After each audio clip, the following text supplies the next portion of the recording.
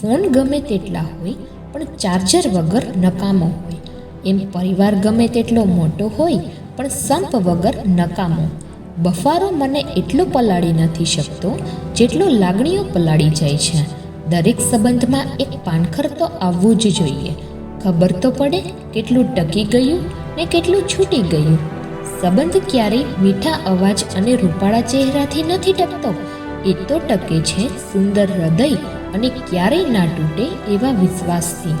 દિવાલ એક બાજુથી ચણી શકાય પણ પુલ તો બે બાજુથી જ બાંધવો પડે. બસ સંબંધોનું પણ આવું જ કંઈક છે.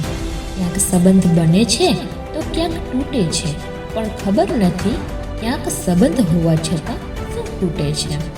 જીદ હોવી જોઈએ સાહેબ સંબંધ નિભાવવાની, બાકી કોઈ ત્રીજી વ્યક્તિ સંબંધ તોડી જાય એવું બને જ નહીં.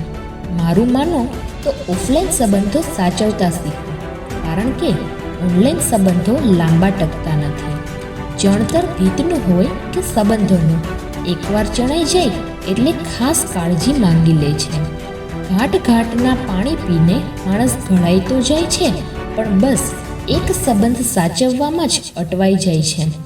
બધી કંપનીએ ફ્રી કોલ જાહેર કર્યા, પણ લાંબી વાત ચાલે એવા સંબંધ જ ક્યાં રહ્યા છે.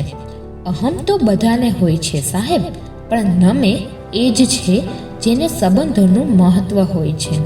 દરેક સંબંધમાં એક ત્રીજી વ્યક્તિ રાહ જોતી જ હોય છે કે આમનો સંબંધ બગડે અને મારો મેર પડે. કંઈક તો અલગ લાગણી હશે ને એ સંબંધમાં. એમનેમ તો કંઈ ગોવર્ધન પર્વત ઉચકનારો સુદામાના પગ ના ધોવે. જો આ વિડીયો ગમ્યો હોય તો લાઈક કરો, શેર કરો અને મારી ચેનલને સબસ્ક્રાઈબ કરો.